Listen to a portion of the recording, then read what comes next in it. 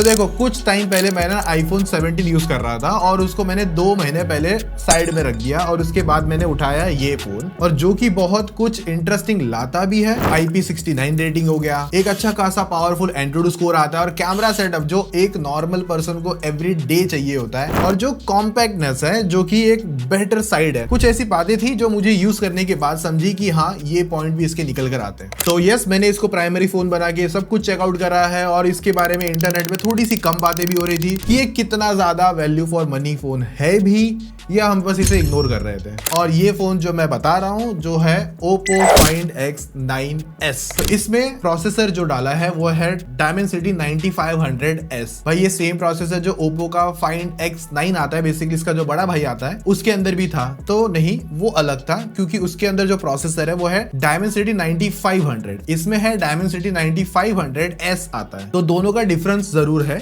और प्राइसिंग का भी डेफिनेटली प्राइस अलग देखने मिलता है। तो देखो अगर आप X9 से भी कंपेयर करते हो परफॉर्मेंस को लेकर, तो डेली एक्सपीरियंस में एज सच कोई बड़ी प्रॉब्लम नहीं है, सेम चीजें आपको रन करती हुई दिखेगी। और ये प्रोसेसर पावरफुल भी यार, अच्छा खासा एंट्रोड स्कोर आता है, ऑलमोस्ट 2.8 मिलियन का। गीक बेंच हो गया, सीपीयू हो गया, जीपीयू हो गया और इवन सीपीयू थ्रॉटल भी हो गया, वो भी 80% पे क्रॉस करता है, तो जो कि एक अच्छी बात है। और यहाँ पर हमको जो कलर ओएस का जो एनिमेशंस और जो स्मूथनेस है और जो कॉम्बो है रैम मैनेजमेंट के साथ में, वो अच्छा देखने मिलता है। ऐप ओपनिंग हो गया, यूआई मल्टीटास्किंग हो गई, कहीं ऐसा कोई लैग वगैरह देखने नहीं मिलेगा इस प्रोसेसर के साथ में। लेकिन हाँ, कभी हमने एक टेस्ट करके देखा था, तो बैकग्राउंड में हमने 8 से 10 एप्लीकेशन को छोड़ दिया। कुछ घंटों बाद हमने वापस उसको रीचेक करा, तो कुछ एक आध 2 एप्लीकेशन थी जो रीलॉन्च हो रही थी, मतलब री ओपन हो रही थी, बाकी सभी मैनेजमेंट में बनी रहती है। अब गेमिंग पे जंप करते हैं। अब मेरा गेमिंग का बात आता है तो मैं ज्यादातर पहले डीप डाइव करता हूँ BGMI पे। जब मैंने इस पर गेमिंग करता हूँ ना, तो एक चीज बहुत अच्छी है, इसका कंट्रोल ग्रिपिंग बहुत अच्छा है। ऐसा नहीं है कि मतलब कोई ऑड सा टेक्सचर है और या कैमरा बम्प भी ऑड है तो जिसकी वजह से उंगलियां सही तरीके से नहीं जा रही। मैं 3 फिंगर प्लेयर हूँ, तो ये जो कैमरा मॉड्यूल का ये वाला पार्ट है ना, ये अच्छा खासा ग्रिप दे देता है। और बेटर ग्रिपिंग चाहिए तो इसका जो कवर आता है ना बॉक्स में, उसको लगा के यूज करो,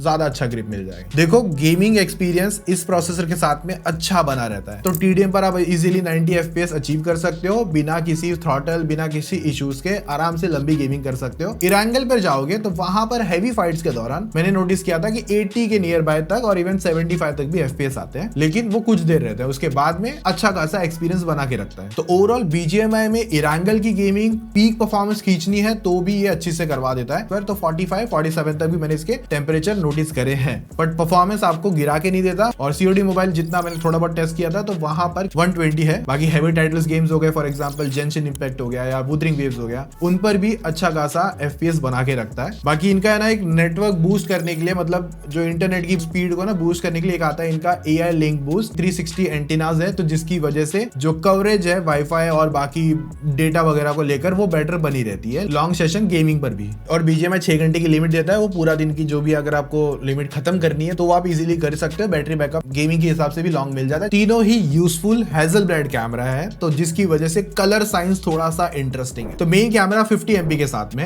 1.8 अपर्चर जिसमें OIS भी आता है। अल्ट्रा वाइड भी 50 MP के साथ में 180 डिग्री के वाइड एंगल के साथ में आता है। और टेलीफोटो लेंस आता है 50 MP के साथ में, जो कि 3x तक का पेरिस्कोप जूम निकाल के देता है बिना डिटेल लॉस के। और उस पर भी OIS मिलता है। और फ्रंट कैमरा 32 MP का आता है। और वीडियो की जूम की अगर कैपेबिलिटी की बात करें तो वहां पर 3x तक जूम भी कर सकते हो लॉन्ग सेशन वाले वीडियोस पर, और साथ में लॉसलेस जूम मिलता है 6x तक। वहां तक अगर आप जूम भी कर लोगे तो आपको बेटर क्वालिटी देखने मिलेगी। उसके बाद वाला जूम थोड़ा सा आपको लगेगा कि नॉइजी एंड ऑल वगैरह आता है, बट 6x तक बेटर काम करता हुआ दिखेगा। और वैसे सुपर जूम भी आता है 120 तक का, जिसकी वजह से AI थोड़ा हेल्प करता है और वहां पर बेटर आउटपुट निकालने की कोशिश करता है। नाउ देखो कैमरा में पॉजिटिव की बात करोगे तो यहाँ पर HDR डे लाइट के अंदर अच्छा है। बैकग्राउंड प्रोसेस हो गया, डायनेमिक रेंज हो गया, बेटर आती है। कलर्स ऑन पॉइंट आते हैं, ओवर सैचुरेटेड इतने कलर्स नहीं आते क्योंकि हैसलब्लैड जैसे कैमरा ऑप्टिमाइजेशन आता है। लेंस स्विच वाला जो पार्ट है और जिसमें जो कलर कंसिस्टेंसी है वो भी बेटर रहती है। 1x अल्ट्रा वाइड 3x पर ऑलमोस्ट सिमिलर टोन निकाल लेता है। 3x तक का पोर्ट्रेट फैंटास्टिक है और जिस पर आपको मैं कहूंगा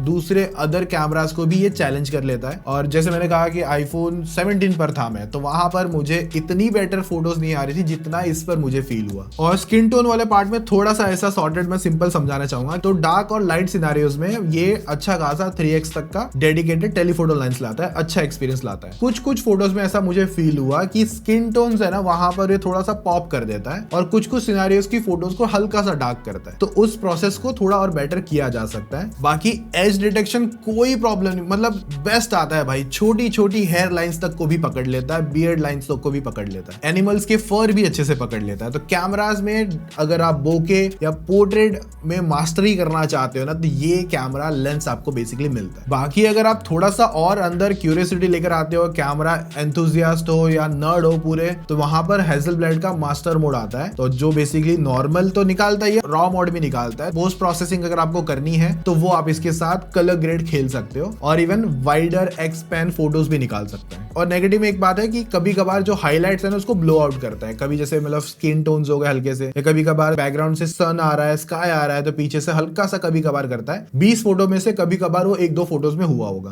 बाकी पोर्ट्रेट वीडियो आती है जहां पर आप 1080p तक का लिमिटेशन लेकर आता है, 4K नहीं आता। इंडोर लाइट कंडीशन जो अभी देख रहे हो तो और देखो वीडियो रिकॉर्डिंग करते टाइम पे जब आप 4K 60 में भी हो, इतना तो आईफोन भी 17 आपको बेटर स्विचिंग नहीं निकाल के देगा। अल्ट्रा वाइड से 1x 3x 6x तक जूम करना है, एकदम स्मूथली जूम होता है। और ये मेन कैमरा से आप 4K 60 शूट कर सकते हो। बैक लाइट का अभी इस तरीके से लाइट आ रही है और ये मेन 1x पर शूट हो रहा है। अगर लेंस स्विच कर दिया, अल्ट्रा वाइड में है अभी नॉर्मल 1, फिर उसके बाद नेक्स्ट 2x है और उसके बाद आता है 3x हो गया, तो कुछ डिटेलिंग वगैरह देख पा रहे होंगे। और ना उसके आगे एक और मिलता है 6x है।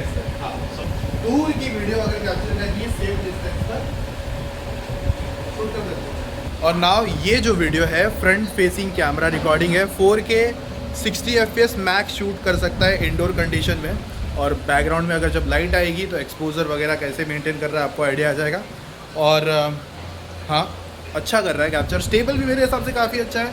और व्लॉगिंग के लिए जो एरिया भी कैप्चर कर रहा है ना, मेरे हिसाब से परफेक्ट आ रहा है। सो हाँ, अभी देखो, अभी जस्ट लाइटिंग अच्छी चेंज हुई एकदम से इंस्टेंटली, तो वैसे प्रॉपरली आपको फोकस किया है।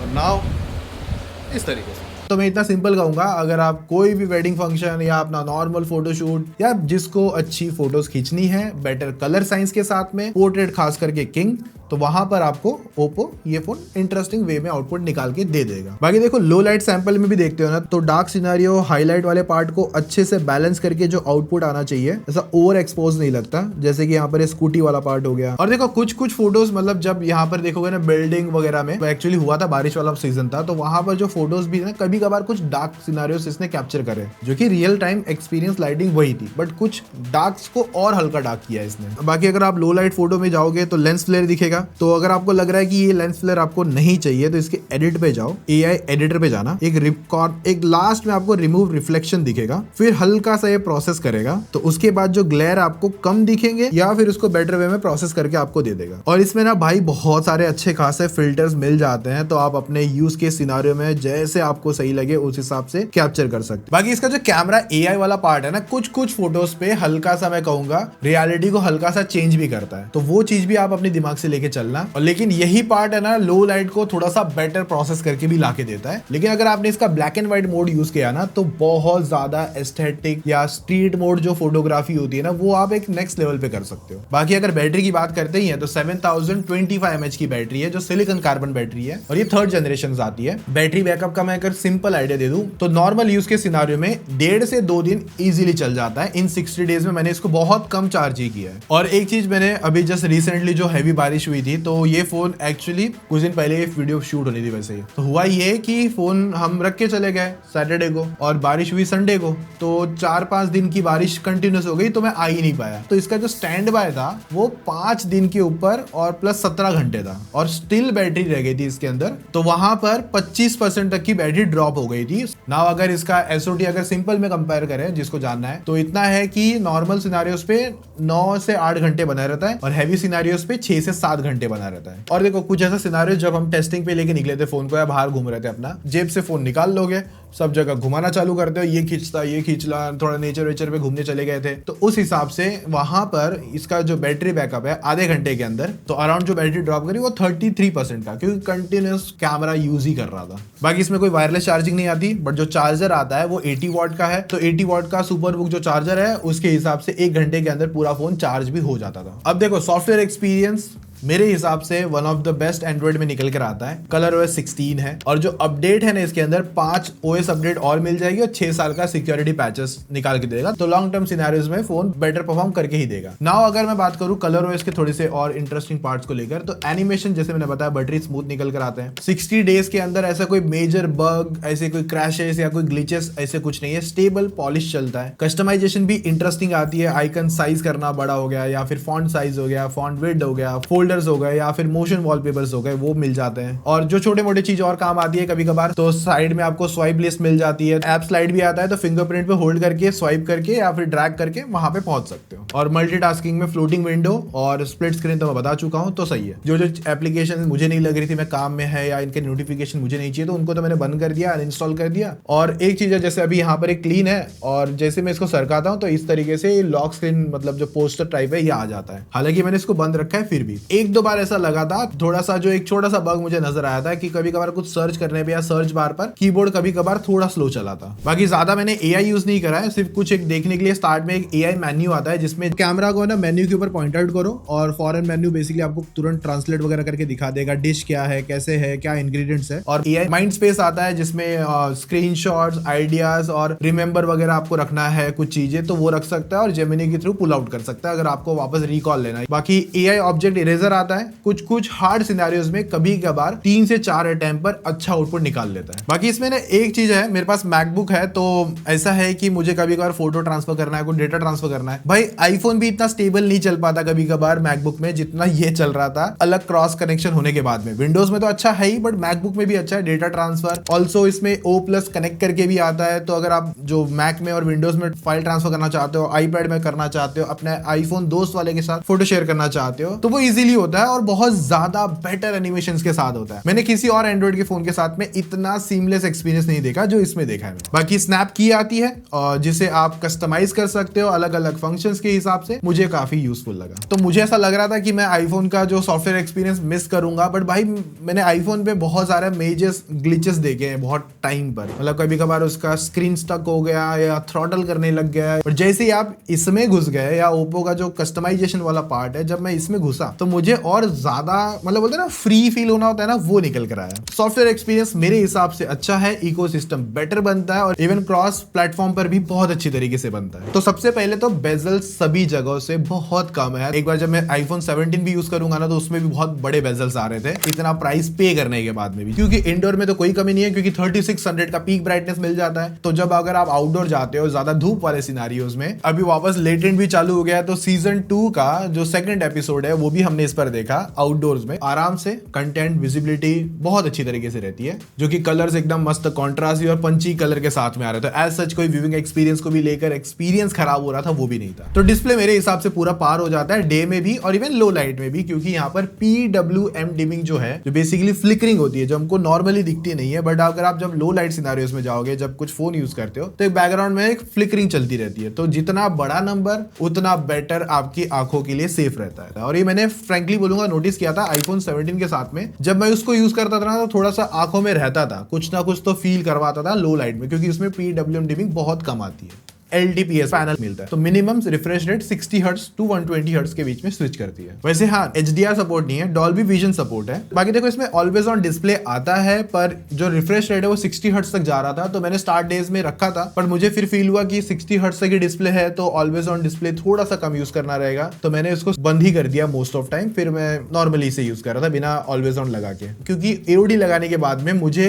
2-3% का एक्स्ट्रा बैटरी ड्रॉप दिख रहा था। बाकी देखो स्पीकर नेचुरली कहूंगा डुअल स्टीरियो स्पीकर हैं, अच्छे हैं, अच्छा लाउडर एक्सपीरियंस निकालते हैं, तो जो वोकल्स वगैरह है ना वो इजीली सुन जाते हैं। तो रील कंटेंट अगर मैं स्क्रॉल कर रहा था ना, अच्छे से सुनाई दे रहा था सब कुछ। साइड की तरफ एकदम मस्त एल्यूमिनियम फ्रेम आता है, प्रीमियम लुक है। बैक साइड बहुत अच्छा ग्लास यूज करा है, जिसकी वजह से हाथ में फोन ज्यादा प्रीमियम रहता है। जब मैं इसे यूज कर रहा था तो मैं इसे ज्यादातर टाइम बिना कवर के यूज कर रहा था। टीममेट ने भी इस फोन को कुछ टाइम यूज करा है और उनका जो एक्सपीरियंस था वो थोड़ा उन्होंने कवर लगा के करा है। डेफिनेटली कवर के साथ फोन ज्यादा सेफ है, ज्यादा प्रोटेक्टिव रहेगा। स्क्रैच गार्ड के ऊपर थोड़े से स्क्रैचेस है। टीममेट एक दिन निकला था, मुंबई में बहुत बारिश थी, तो ये फोन बस पानी के अंदर गिर गया था और इसका आईपी रेटिंग तो स्ट्रॉन्ग था, तो जितना था भाई आज देख लो स्टिल अच्छा खासा हाथ में चल रहा है फोन बिना किसी मेजर इश्यूज के। या फिर अगर डिस्प्ले पे पानी गिरा हुआ है या आपकी उंगलियां गीली है, और इन डिस्प्ले फिंगरप्रिंट सेंसर भी अच्छी तरीके से अनलॉक करवाता है। और आयर ब्लास्टर भी आता है, तो कहीं का एसी कम ज्यादा करना है या फिर टीवी बंद चालू करना है, चैनल चेंज करना है, वो कर सकते हो। तो बिल्ड क्वालिटी, स्ट्रॉन्गनेस को, जितने भी आईपी रेटिंग वाली पार्ट जो भी सब कुछ है, सब चीजों में अच्छी तरीके से पास कर गया। तो 5G, Wi-Fi 7, ब्लूटूथ भी लेटेस्ट आता है और इवन बेटर बनाता है एक्सपीरियंस। 5G के नेटवर्क्स पे भी या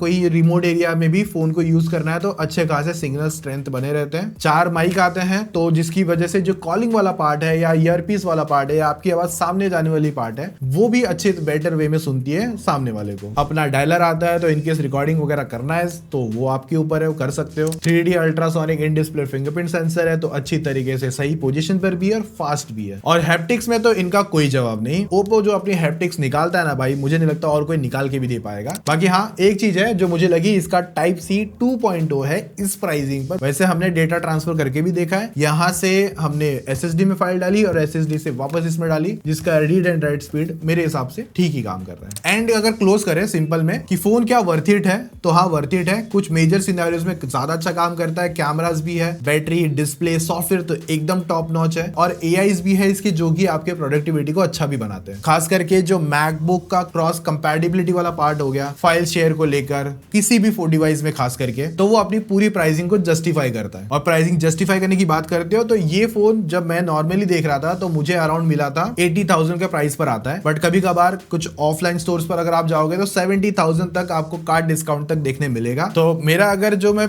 60 डेज पहले जो iPhone 17 यूज कर रहा था, तो जब मैंने इस पे स्विच किया था जो 1-2 दिन मुझे लगा, बट उसके बाद में मैंने जो पूरा एक्सपीरियंस एंजॉय करा है ना, वो भाई टॉप नॉच था। तो लाइक ये मेरा कंप्लीट डिटेल रिव्यू था। नेक्स्ट एक और फोन है जो बहुत जल्दी आपको देखने मिल जाएगा, और आपके इंटरेस्ट के हिसाब से वीडियो यहाँ पर आ रही है। और अगर आपको फिर भी थोड़ा सा हेल्प करना है हमको, तो प्रोडक्ट हमने टैग कर दिया, तो वहां से आप जाके एटलीस्ट चेकआउट कर सकते हो, बेस्ट ऑफर एंड प्राइस। बाकी मिलते हैं नेक्स्ट वीडियो में, तब तक बाय बाय।